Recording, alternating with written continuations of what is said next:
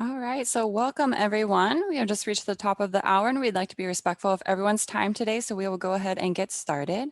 So at this time, I'm going to hand the mic over to Karen Solomon and Jamie Stanessa from the Higher Learning Commission to help get us started today.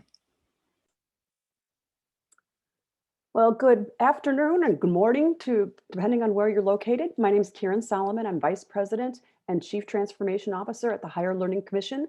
Look forward to welcoming you today and spending this time together learning more about how we can advance your institution's efforts. I'd like to also introduce my colleague, Jamie Stanessa. Jamie. Good morning, everyone. Good morning, good afternoon for those of you on the East Coast. I guess we're heading into the afternoon here pretty quickly here in Central as well. I want to, again, like Karen said, welcome everybody to this program today and to this partnership that we have with the Online Learning Consortium. We've been grateful to have this funding through Lumina to be able to do this project, and we are very happy to have you with us today. Great. Can we move on to the next slide? We're going to talk briefly here about the agenda for the day. We'll talk about the purpose of the webinar and then introduce our new partners, the Online Learning Consortium and today's facilitator. He'll provide a brief overview of the topic at hand, and then we'll open it up for Q&A. And this webinar is really designed to be interactive with all of you that are attending. We'll go through a few housekeeping tips on how to do that in just a moment, but I'd like to move on to the next slide.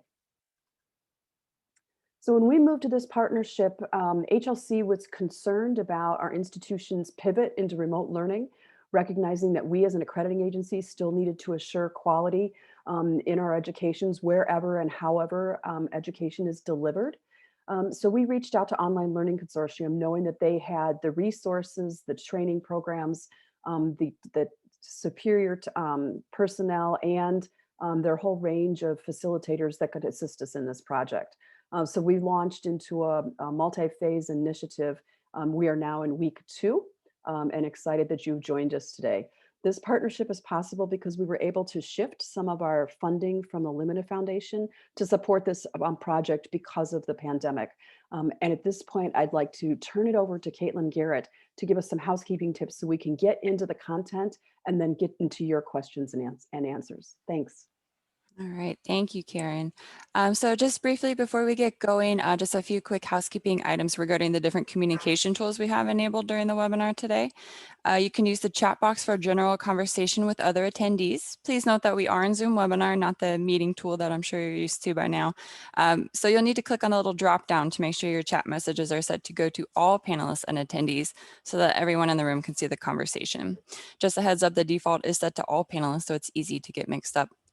Next, you can submit any questions you might have for the presenter within the Q&A tool. Since we're expecting a large group for this webinar, your questions might get lost if you only post them in the chat. If you don't already have these open, you can access both the chat and the Q&A by clicking on their icons along the Zoom toolbar on the bottom of your screen. Lastly, there is a collaborative worksheet that I will pop the link up, and thank you, Jason, for doing that. Jason has shared tons of resources in here to get you started. It's a place to take collaborative notes and continue the conversation even after the live session has ended.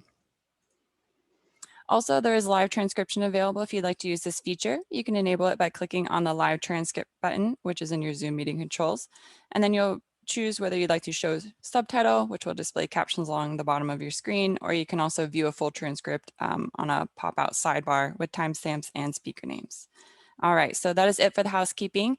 Now I'd like to hand the mic over to Nicole Weber, who is the Assistant Vice President for Learning for the Online Learning Consortium, to give a brief welcome and then introduce our facilitator for the webinar today. Over to you, Nicole.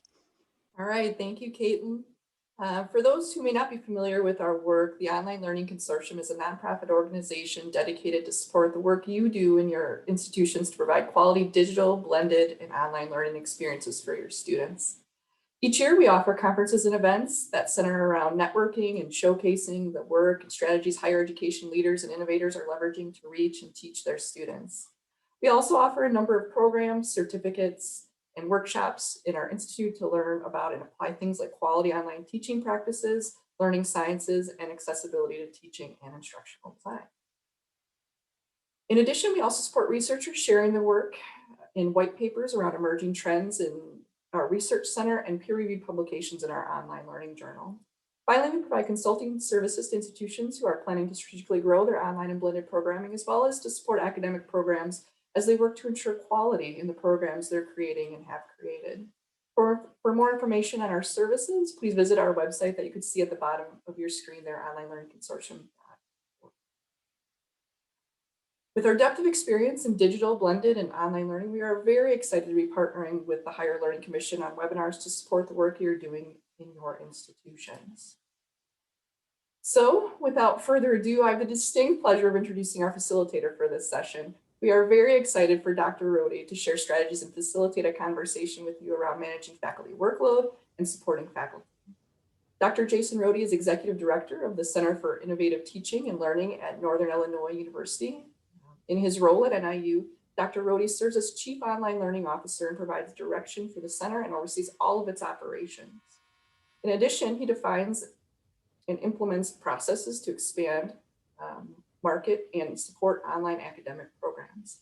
He also holds a joint faculty appointment in the Department of Educational Technology, Research, and Assessment at NIU, where he develops and teaches courses and conducts research in instructional design and educational technology administration. With 2 decades of experience in online education and faculty development, Dr. Rohde's expertise focuses on the intersection of faculty development, institutional instructional technology integration and support, distance learning administration, and online teaching best practices. So without further ado, I'll turn things over to Dr. Rohde. All yours. Well, thank you so much. And thank you to OLC and the Higher Learning Commission for the opportunity to join you all today. I'm really excited for this to be a conversation, for us to really dig into these topics a bit. And let me just echo the encouragement of you jumping to that collaborative document that we have, where there's a number of resources that I've shared already. And really, that's the place where we hope you will jump in and add your name and notes or suggestions that you might have, resources as we go through our session here today. I do have a few kind of ideas to kick us off, and at that point, then I do want to make sure that we launch into conversation. So please, you can start entering questions in that Q&A area so that we're ready for that.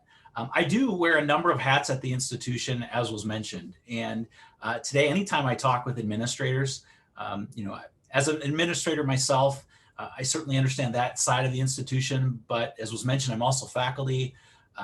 I serve students. I lead our teaching and learning center, so I'm on that support side of the house as well. And so in my comments today, I'm going to be switching from those various hats as I go through, and because I think it's helpful, and I think it's helpful for all of us who are administrators to really look at these topics and challenges from a multitude of perspectives. So really our objective here today in our conversation is to identify strategies both for managing teaching workloads, so thinking about those who are teaching at our institutions, how do we help them in their process for managing the work that they're doing, but then also how can we as institutions best support our online adjuncts, part-time or non-tenured faculty. I think often we focus on those faculty who are maybe our full-time folks, but how about those that maybe aren't? We want to make sure that we're supporting them as well. So we're going to try to tease out maybe some tips, some principles that would especially apply to those populations. So if we could move on to the next slide. Really, as we frame today's discussion, one of the arguments that you'll hear in the world of online teaching, hybrid teaching, is this idea and an argument that it takes more time per student to teach an online course than it does for a face-to-face course. So my question though is this really true? And so as a means of an icebreaker here today, I'd like to throw out a poll question just for your initial impression. If you were to be asked this question, does it take more time per student to teach in person or online? What would be your answer to that question? So I've got you, you've got those options of both yes, no, and it depends. So please go ahead and respond with your kind of initial reaction to that question, and we'll take a look and see how everyone responded.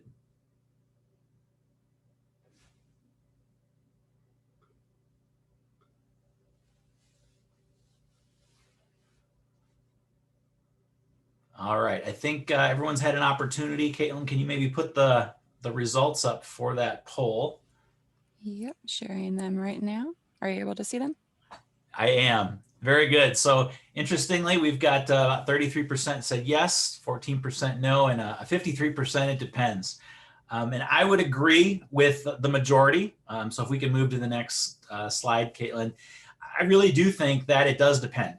As we think about and as we've seen how online education has advanced, how it's become more prevalent, how we see that our online instructors are more experienced as this technology is advancing. We are beginning to see that the time investment in teaching online, it is becoming more of a normalized equivalent to what we would often see in a face-to-face counterpart. It totally depends. It depends on the instructor. It depends on the technology you're using, all of these factors that do play in.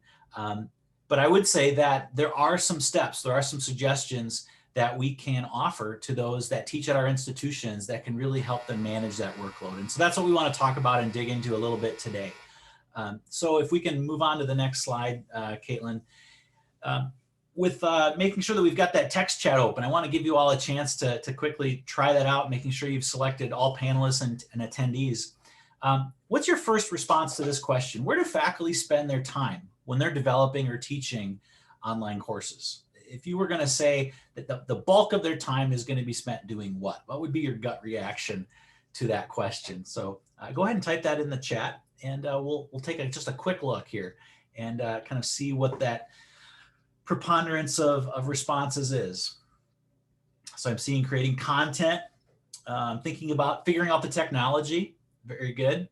Thinking about assessment, okay.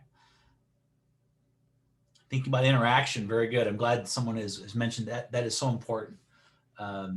Test pools, responding to students, engaging in tasks, right? And keep following that flow as it comes in, a stream of ideas. But there's so many different considerations and areas where faculty can spend their time. And I want to dig into those a little bit here and offer just a few ideas before we do open up for a Q&A. So if we can move on to that next slide, Caitlin. Initially, when I'm sitting with faculty, what are some of the, if I was going to offer some top recommendations for you to share with your faculty, these are some of the same things that I share when I meet with a department chair, a program director, and we're having these discussions about helping to prepare their faculty to be successful. Not just teaching fully online, but I believe teaching any mode nowadays, because use of this technology is so prevalent at our institutions. These principles apply across the board, I would say, to any mode of delivery. And I think it really starts with having a good plan from the very beginning. As you're thinking about developing a course, the recommendation for faculty would be really think about your plan. So starting from the very basics of thinking how you're going to set up that course and how you're going to manage your time while you are developing and teaching that course. Very simple principles, but very profound and important. I think it's also important to keep scope in mind. And so in talking with faculty, one of the things I often, we kind of brainstorm a little bit about that course. Things like how many students are they going to have? How long will the course be? And what will be the other responsibilities that faculty may have if they're an adjunct and maybe they're teaching multiple courses and juggling a family and a career and all of these other things. These factors need to be taken into consideration when thinking about and coming up with a strategy for managing workload. If we could move on to our next slide and unpack this a little further. Now thinking about what's most essential. So having a plan in place, I think it's important.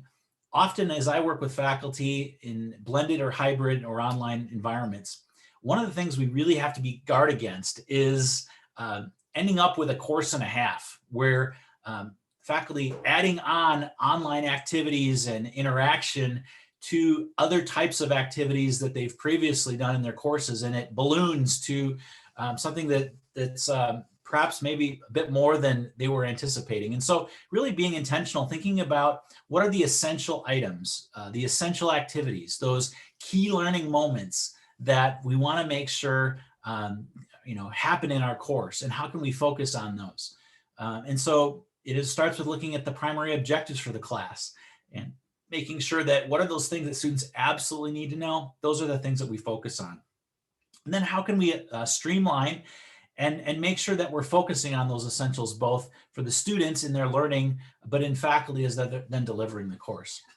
if we can move on to our next slide, thinking now about balance. And this is so important as well, in recognizing, and I think anyone who is taught will admit to the fact that different activities take different amounts of time to assign them, to grade them, to complete them among students. And so encouraging faculty to balance their course, to think about low stakes assessments, some maybe that are going to be self-graded in place of others that the faculty would otherwise have to grade themselves. Thinking about that balance is really important. If we can keep moving, Caitlin, to the next slide. And I tell you what, organization is so important. If you can be well organized, if you can have a plan and a process that works for you, it's going to make all the difference in the world. When I meet with faculty and we talk about their in-person teaching, it used to be I would just have a stack of manila folders, and we would talk about how in their in-person classes, they may often be accustomed to organizing materials in a real physical way using file folders. That same structure or having a process is so important nowadays in this digital environment. So thinking about how you're going to structure that content, and I encourage faculty to make sure that they've decided that organizational structure and they have a plan that works for them. So something as simple as on their computer, having a series of nested folders where they can keep track of resources and activities and documents for that class, something that really makes sense for them is really key. If we can move on, Caitlin. Also, this whole organizational structure, beyond having a file system, it's then transitioning that structure to a consistent, organizational structure or flow within the online course is really important, and it really saves a lot of time for faculty. If they can come up with a structure that makes sense for them and for their course, something that's consistent across their courses, then every time they go to make an update to that syllabus, that module introduction, whatever it is, they're not hunting and pecking within their own course to try to find where to put it. It's those little things that over time can really add up to big savings in time for our faculty.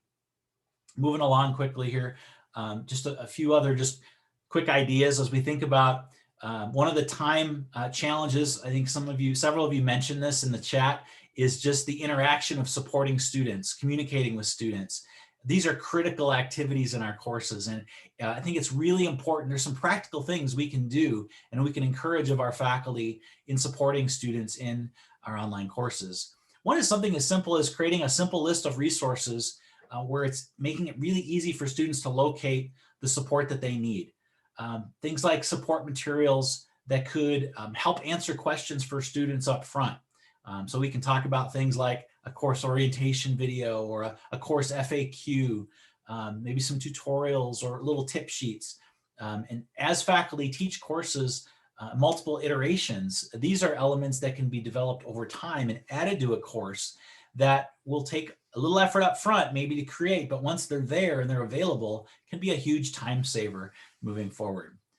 Sample assignments is something that I've really found successful in my own teaching and encouraging of others. And again, this is something that does take some work up front to curate or to pull together. But once you have it, being able to have a sample, maybe some exemplary and maybe some assignments that didn't quite hit the mark, being able to share those for students up front answers a lot of questions that students have and helps reassure them of what the expectations are.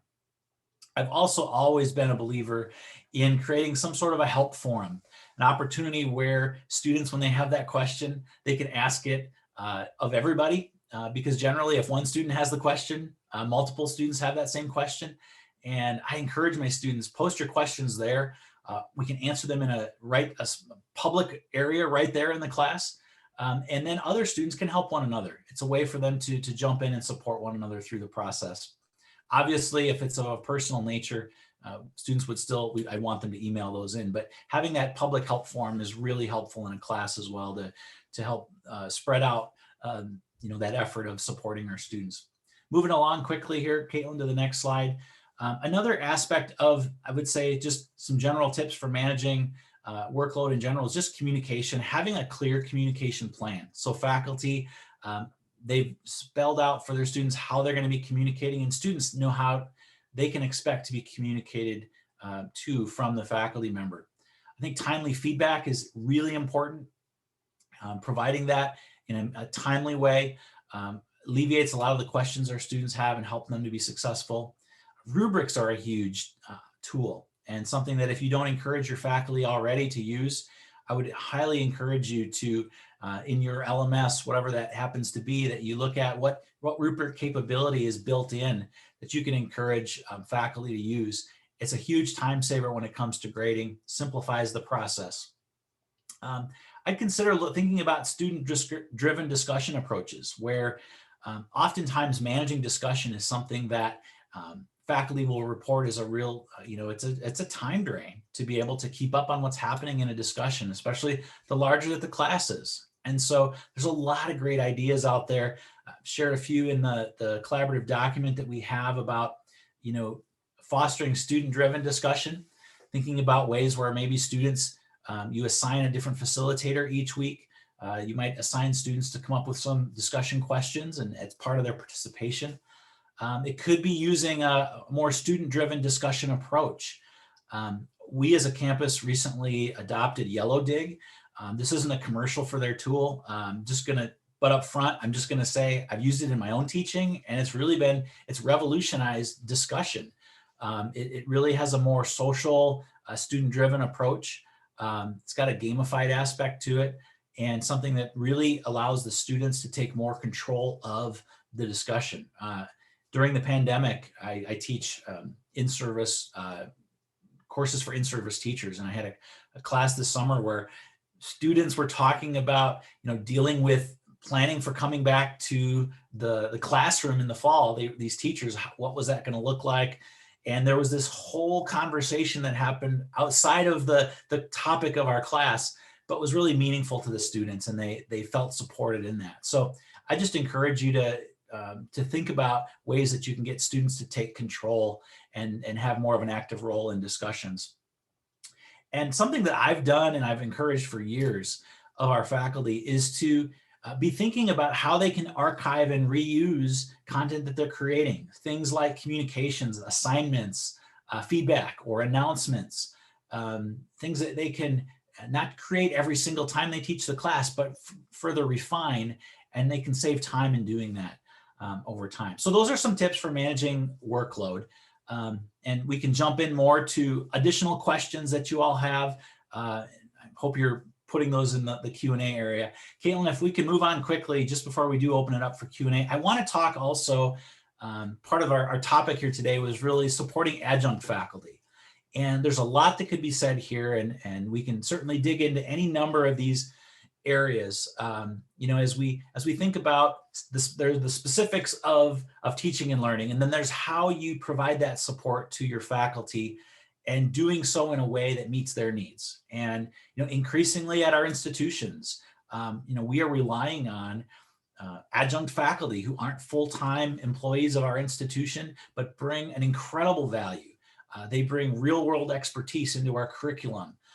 They're able to shape our curriculum and the experiences of our students in really meaningful ways. And so I think institutionally, as we think about how we support our adjunct faculty, we need to really look at that full life cycle of the faculty member. Everything beginning with how we recruit and hire, the type of orientation that we provide as an institution, and how we welcome them in as part of our campus. What does that process look like? How easy it is for them to be onboarded in and receive the access they need to our systems.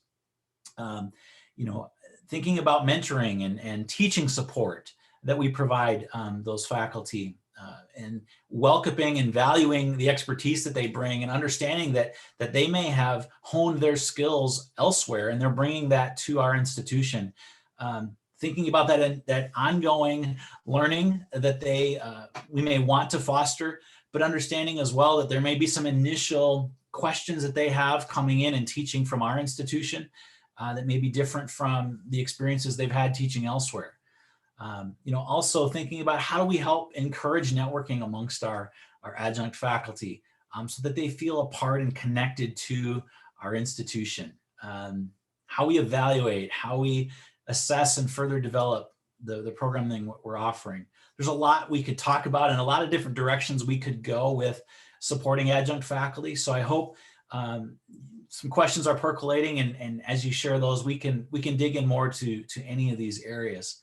But finally, Caitlin, I think I had another slide yet, just talking a little bit further about, as we're thinking about support in general, just what are a few principles that I would share as kind of a starting point as we're thinking about developing an institutional plan for how best to support our online adjuncts. And I alluded to this earlier, but I think it's really important that we recognize the diverse prior experience and abilities of our online adjuncts, especially where we're at nowadays. You know, we are decades along in online teaching and learning. And most individuals by now have had some taste, especially after the pandemic, of online / remote, hybrid, whatever you want to call it, teaching and learning. And many of the individuals I know that we're seeing at our institution that are being hired to teach, they come with prior online teaching experience at other institutions. Maybe they've been an online student themselves. And personally, that was my experience. I was first an online student before I was an online faculty or administrator. And so those experiences do shape and hone you know, these instructors' perspectives and skill sets that they're bringing in.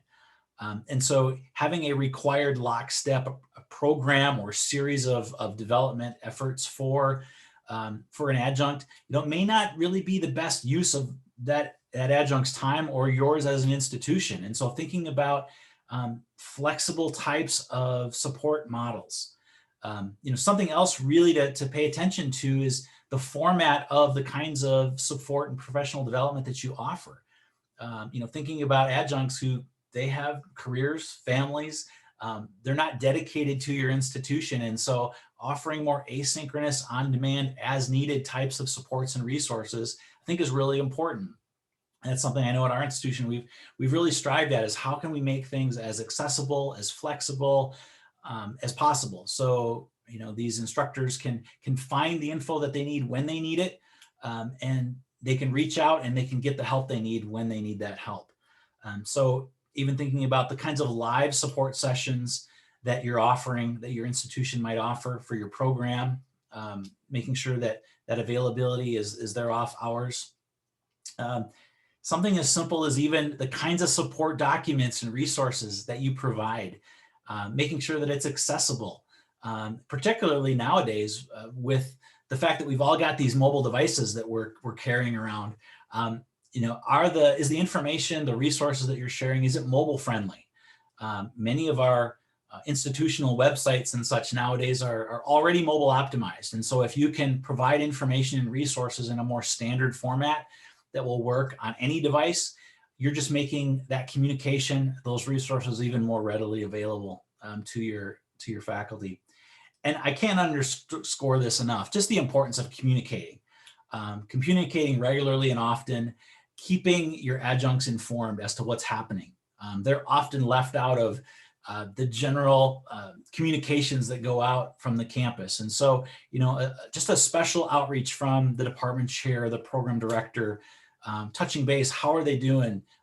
Alerting them maybe to a new resource or a support that they might not be aware of, I think is huge, and something definitely that the pandemic has taught us as an institution is how important it is to over communicate. When you feel like you're over communicating, you're probably just communicating enough actually to your audience. So there's just a few quick starter ideas, and again, we can dig in further to any of these as we proceed. But I think we're about at the time, Caitlin. I can't recall if we've got another question. I guess not. So I think we're ready to move into Q&A at this point. Well, Jason, thank you so much for that kickoff. What great information and incredible resources on the collaborative worksheet. And I hope others add on to that worksheet. Your last comment there about communication from an accreditation point is so important also, because we start to think about what is regular and substantive interaction. Yes. The faculty need to have to keep in compliance with federal regulations so that your institution can continue to receive Title IV funds. And so we're constantly talking about that when we're in training with our peer reviewers and with our institutional members and things like that. But I'm going to move on now and actually start with some of the questions we're already starting to populate here. Recognizing that course size can vary appropriately by discipline, is there a best practice ballpark figure for the ideal number of students in an online class? What a great question. Yeah, I know. I'm kicking it off well. Yeah, so this is something that I think administrators, every institution, field this question from faculty. What's that number? And I think you'll see different numbers in the literature. I think it varies. It depends. Thinking about courses that and you know, I've seen anywhere from that, like, right, 25 to 30 student range, and then you need, you know, an additional TA or GA above that. I've seen higher numbers, I've seen lower, depending on if it's a writing intensive course or not. I think what's really important is that at our institution, when we're having these discussions with our faculty about class size, there needs to be a recognition both of the importance of, as you were saying, Karen, that regular and substantive interaction. How are you going to do that? How within the course is that faculty member going to ensure that they are having that type of quality interaction with students? And that mechanism that you have the structure in place to ensure that students are feeling supported through that process. I know my department, if you have above 30 students in a class, you get a GA. That's just my department's stance. I know other programs at my institution, that number is 50. So it does vary at times. And I wouldn't say that there is one lockstep number in place.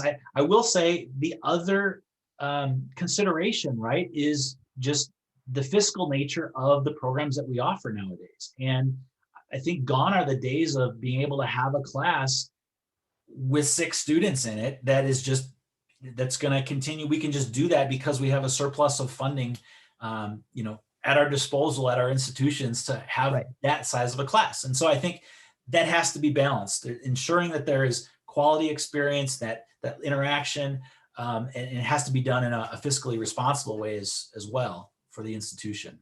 Any tips for offering quality, effective feedback while still trying to manage faculty workloads? So again, I think there's lots of ways to do it. And I think you want to start with what's built into the capabilities that you already have at your institution. So I know our system and many LMSs have like an audio or video recording capability right in the feedback area for a submission. So being able to quickly you know, record a 30-second to a minute response to a student submission that maybe underscores or highlights maybe a couple of shining moments in that submission and maybe a suggestion.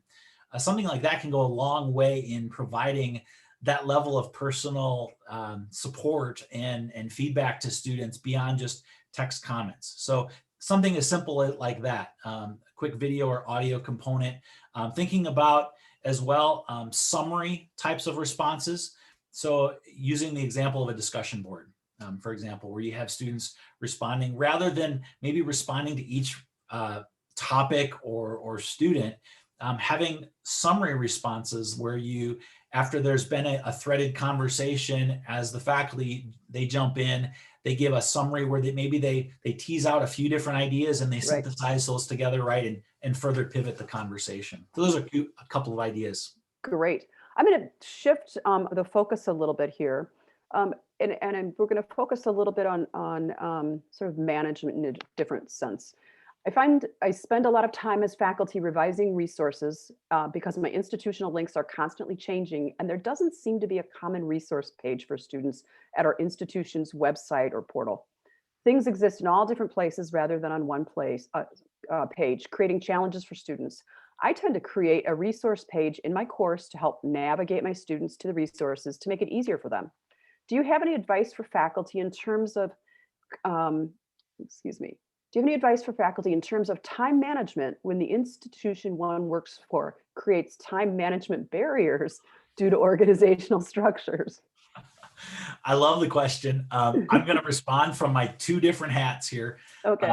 First, from an administrative perspective, I would say your administration would welcome the knowledge of this challenge that they have maybe unknowingly created for students.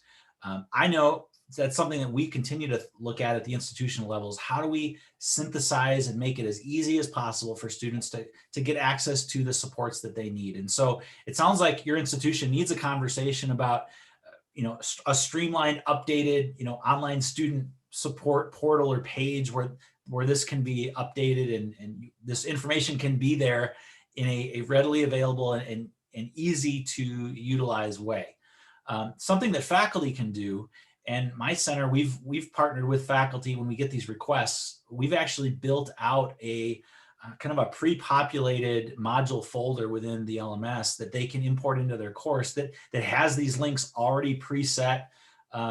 Yes, they might change. And so we, as a teaching and learning center, ensure that is updated each semester, so that when faculty get that and put that in their class, those links, we know they work because we've vetted them centrally. Apart from that, I just applaud you as faculty for ensuring that, right, you're providing that level of support and direction in your class. Maybe it's working together with other faculty at your campus. If you don't have a teaching and learning center, perhaps that can do that for the faculty. Maybe it's a grassroots effort amongst the faculty to say, you know what, let's come up with a structure, a series of links or whatever that we'll keep updated ourselves and we'll share amongst ourselves within our courses. Any tips for organizing an LMS course site that might create a good, consistent structure? We could have a whole conversation just on that. I think a few principles. Number one, I would say keep it simple. I am notorious myself personally for kind of having nested folders within folders within folders that get really complex to try to find things. So just be careful not to do that. And a lot of the more modern LMSs nowadays, they prohibit you from even doing that. So number one, keep it simple. I would say number two, have some sort of initial kind of start here or welcome for the students that provides upfront and kind of packages for them the info that they'll need to be successful. So things like that's really where you'd want the syllabus. You want the expectations for what they can expect of you as the faculty and what expectations you have of the students. Links to those supports upfront in a single area. And something that I've started doing and encourage is even some sort of activity, an orientation activity where you have the students maybe complete a syllabus quiz or do something to show that they've gone through that preliminary information that you've provided, even before getting into the module content. I think will really help get your course off to a great start. And then I think the last tip would be have a structure for each chunk of your class, whatever that is, if it's weeks or textbook chapters, and just be consistent throughout. And I've shared some suggestions in the collaborative document that you can unpack further. Super, great. We're going to shift again a little bit here. What is a realistic pay scale for an adjunct? Does it depend on the class size, the length of the course, or how much engagement student touches are expected? Yeah, so that's a whole nother can of worms, right, that we could get into, compensation and what that looks like. And I know there have been benchmarking efforts over the years that have tried to look at that. I know at our institution, it varies by college, by discipline, by role. And I know there are institutions that have started to unpack even the faculty role at that institution. So one institution where you have the faculty member is doing the whole thing right there, developing the course, designing it, developing it, delivering it. They're doing the grading, the facilitating, all of that. Then you have other models at other institutions that are more of that master course type of a model where maybe there's a faculty member who is kind of the master builder, if you will, of that class, or kind of the overseer of it. And there might be instructors that you're hiring to come in, and they're maybe really there to facilitate, to grade. They're not building the class from scratch, right? And so in those instances, you would scale back from what you would pay someone to do the whole kit and caboodle, right, to just the grading, those pieces. And so there's a number of different numbers out there, and I hate to speculate here's the number you should go with, but there are certainly some different studies out there, and I'll try to add a couple more links to those. That'd be great. In our collaborative document. That'd be great. There's a question, I think, for the general group here. Does anyone have a rubric or grid they use to set a course size? Have you seen that when you're thinking about that compensation package or? Yeah, that's a great question. I've not seen a kind of these are the things that institutions often hold close to the vest, right? Because there's a concern, of just the scrutiny of, the criticism that they might get, or setting a precedent. And so I haven't seen a published rubric per se, but I've seen things kind of all over the place. I know within our institution, like one college to another, it varies by 40 to 50%. One college that pays $3,500 to develop and teach and completely deliver a course, and another it might be $5,000, depending on the discipline, right? It really varies. Depending on the discipline, location, cost of living, it could really swing in a variety of different ways. I'm going to stay on this whole monetization piece for a moment. How do you get full-time faculty to mentor adjuncts or other full-time faculty without providing a monetary stipend? Are there other incentives that can be offered?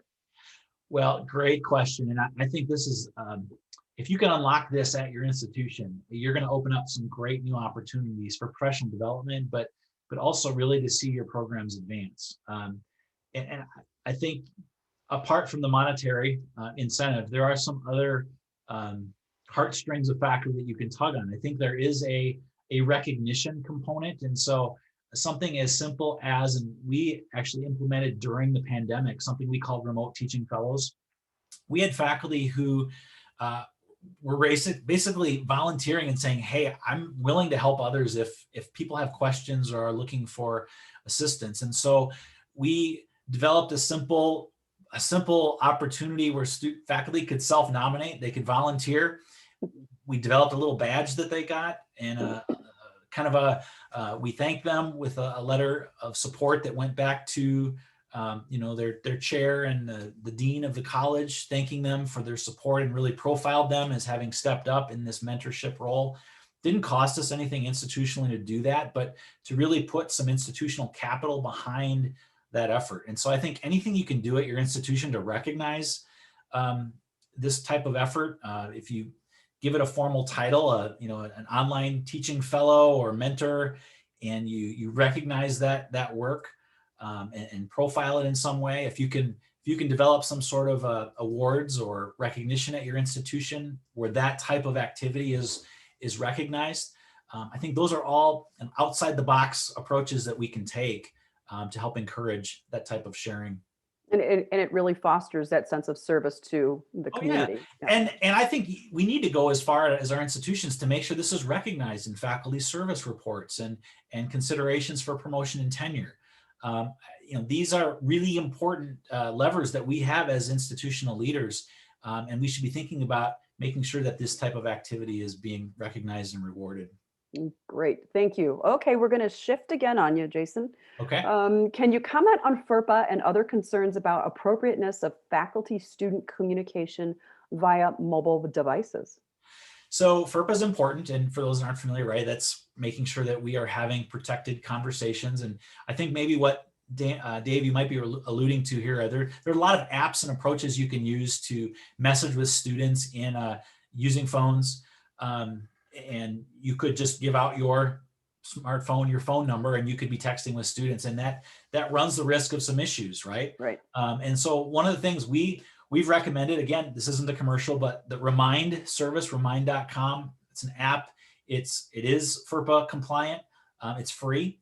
And what it allows you to do is have a class group, if you will, where as faculty, you can push out public, if you will, to the class messages. Students can message you back, but it's not going to your personal phone number. It is recorded in kind of in a way that if someone were to ever push back and need proof of the communications that are happening, there's some safeguards for you as faculty. So I would recommend using some tool that has that kind of safeguard in place. I know in my own teaching, that's the only way in which I will message my students from my phone. I also have set up a Google Voice number. This is something we've recommended for faculty for years. If they want to give out a phone number that faculty or that students can reach them on, don't give out their home or their personal cell phone number. set up a standalone number like a Google Voice number that can forward to their device so students can reach them. But then in their communications with students, use that kind of third-party number so that they protect their own privacy, as faculty. I think the other area, Karen, that this question brings up is just when we have our phones, and there's this sentiment amongst, I think, students nowadays that they should be able to reach us at all hours of the day and night, and we're going to respond. And so part of faculty managing that workload, and for us as administrators managing our workload, is to set those boundaries of when we are and aren't going to be available, and setting the expectations up front, telling the students, hey, you might text me at 11 o'clock at night. I'm going to try to get back to you within 12 hours or 24 hours or whatever those expectations are, and just make it clear up front as to what that will be and set some boundaries. I think that's and important. also faculty indicating for these specific days, I'm just not going to be available. Just managing the calendar also is important. And if you're going to be offline, just tell the students up front, hey, I'm going to be traveling or whatever it might be, and it's going to take me a little while to get back to you. Those kind of simple communications, but being transparent with students, I think students really value that, knowing that, hey, you're not available, but you'll get back to me when you're able. Right, or it may be shifting the workload for the students at that point in time so that they're not really challenged at a point to try and be getting something done and needing that immediate response, but sort of dialing it back for the students also, recognizing that you won't be able to respond as quickly. Yeah. Okay, so in the chat, multiple folks talked about the lack of control over a number of things, the course objectives and things like that. What are some of the tips for folks who have little control of their teaching beyond facilitation? Great question. I think in these instances where you're coming into a situation, you've been hired to facilitate a class, you can't change the objectives, you can't make it exactly how you want it to be. I think there are some really simple things folks can do. I think number one, taking advantage of opportunities to build in that teaching presence and using that to kind of supplement or help shape the content and the experience. So what I mean by that is this: let's say that the course has set objectives, has maybe instructional presentations, lecture material, things that are kind of canned, if you will, that the students need to view. As faculty, you could create a very simple, quick introduction to each of those modules with your phone. And I have tips in our collaborative document of some suggestions for how to do that. Just a couple minutes, but really sets the tone for that module, where you can introduce what they're going to be hearing about, the activities. You can provide your spin or your suggestions there. Something as simple as that really puts your stamp on the class. And I think using other approaches like that throughout the class, thinking about the feedback that you provide on the assignments, that's critical really for the students. You might find that a particular assignment, the instructions that are there really don't unpack what you're expecting enough. You could provide a supplementary, a quick tip or a type of a quick tour of your expectations, just to help the student out. Something as simple as even a quick template maybe that's missing for what you expect in a particular type of an assignment. Those are things that can save you time as the faculty member, because you're setting those expectations and making it clear up front. And then I think finally, when you're doing that in your coursework, look for opportunities. We talked about communication, Karen, but communicating back to the academic department, the home unit, the chair, or the program director, not in a critical way, but just saying, hey, I just wanted to share back. Here's a few things that I've customized or added to my class. These might be things you think about for the future as you're updating that class. Right, or thinking about just the temperature, taking the temperature and letting the other academic leaders know I'm in hot water here, or Yes. I'm doing pretty well. It's flowing pretty smoothly. That communication is key, and I think when we're busy, that's the first thing that goes away. We forget to communicate back. We neglect to keep our department chair or the program director informed as to how things are going. And I'd encourage anybody that on this webinar that you teach as an adjunct, perhaps really be intentional this semester about how you are communicating back to the department, how it's going. Don't just communicate when there's a problem. Chairs and deans and such, they're just often just dealing with problems. Sending a praise report, something that worked really well, a testimonial, a great email that you got from a student, sharing that back to the department. Those kinds of inputs and communications are really, really helpful in building that channel of communication in both directions. Well, and also, I mean, you mentioned centers of student, teaching and learning earlier and things like that. We talked about this communication piece. I think it's important to also share that with your centers for teaching and learning, so they can, continue to build the resource among your colleagues there. As far as that goes, are there, what are some of the other further things centers could do to support instructors? So many things, and I share in our collaborative document just a kind of a laundry list of some things that have been helpful that I know our center has created that have been really helpful. One of the things we found just was a huge time saver, and we neglected to do this early on in our online teaching support, was to provide kind of a concrete template. We would often provide principles and give suggestions of how faculty might organize their class, but we've gone as far as to basically say, if you're looking for a starting point, here is a structure that's already pre-built into the LMS. You can just import it in, or our team will actually put it into a faculty member's course upon request.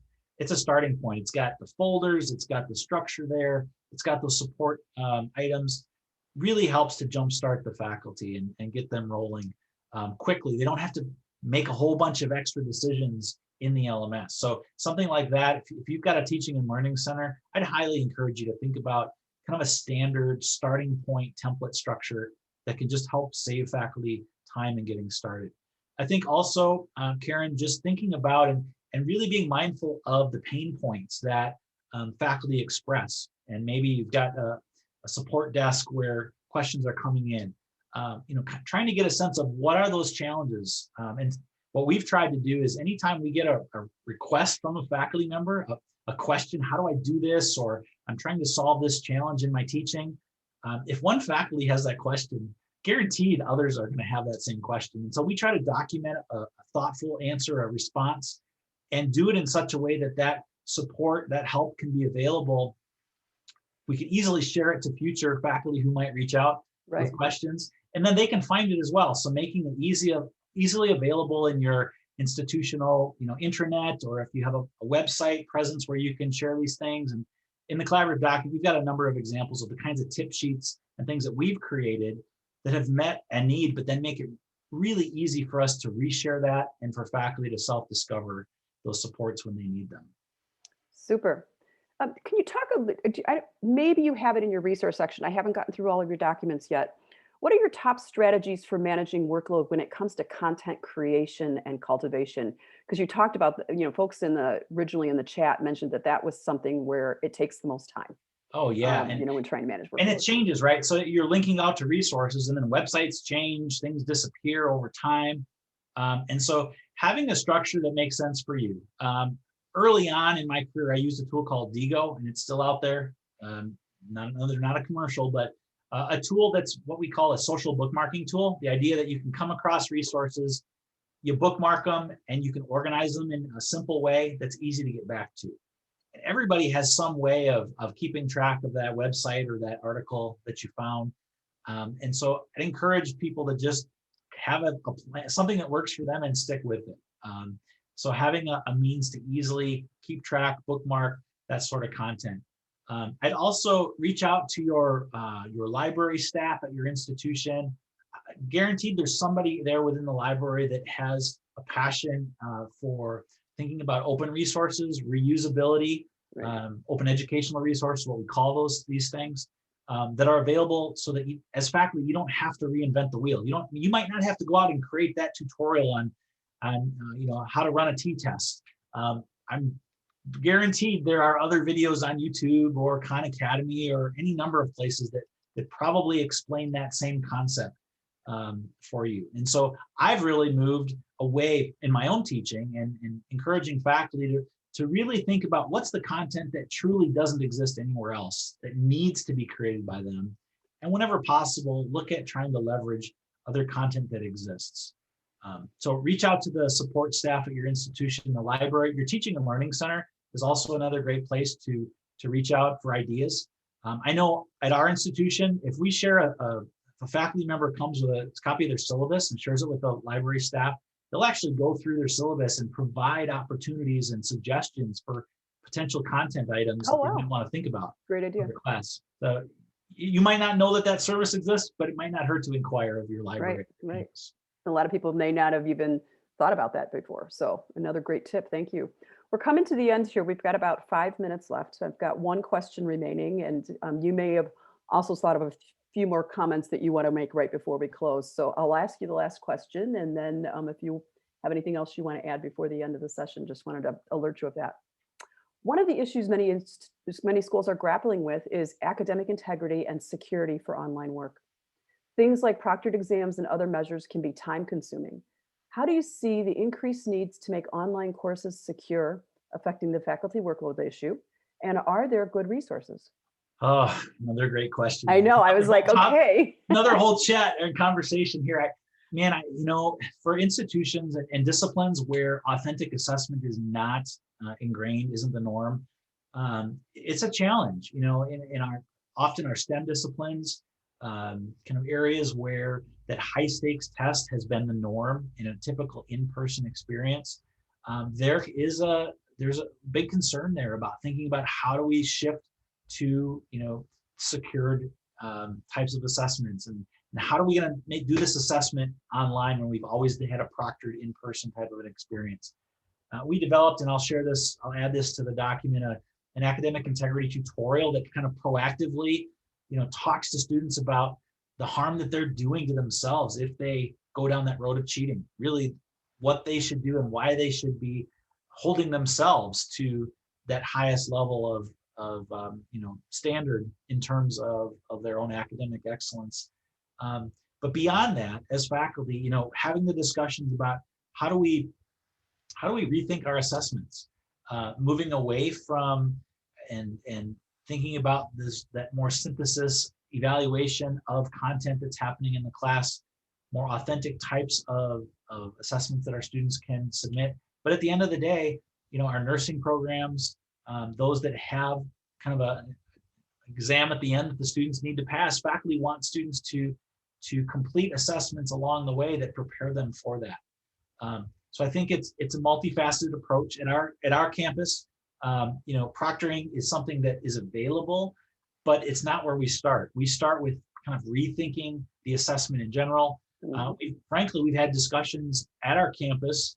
Faculty have brought up the need of how could they themselves just proctor in a more virtual way what's happening. And so we've explored using Zoom as a proctoring tool, and the faculty using that. There's no cookie cutter one approach to solving this.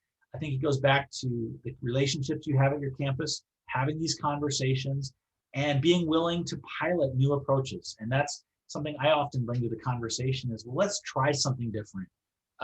And let's just see how it goes. And we'll continue to refine from there. So that's a great question, Karen, and one that I hope we can unpack maybe further in a future webinar. Yeah, it's a great question. And just needing to think about assessment strategies based on the student populations and what some of their connectivity challenges are and things like that they may have, that you have to really rethink how you're going to evaluate what students and how students have learned that, Right. and provide that evidence. Jason, any final comments before we wind down this webinar? I just want to say thank you for taking the time today to be a part of this. And I want to just encourage you, if you have a teaching and learning center at your campus, I encourage you to reach back out to that group. Continue to support that group. We incredibly value those of you that are deans and program directors. We are here to support you. And I know that the individuals that serve in those roles at your institutions, they're here to support you and your faculty through this time. So if you haven't had a cup of coffee virtually or reached out to that center in a while, I'd encourage you to do that and keep that conversation and relationship going as we all strive to support our faculty and help them be as efficient and effective as possible in managing their teaching workload. Well, Jason, thank you. This has been an incredible webinar. I can't believe an hour just passed with the blink of an eye. Your resources are phenomenal. They'll be used by your institutions going forward. And on behalf of HLC, I really appreciate you taking the time to help us make sure our institutions can continue to demonstrate quality in the distance education environment. Thank you, Karen, and thank you, everyone. Have a great day. Bye now.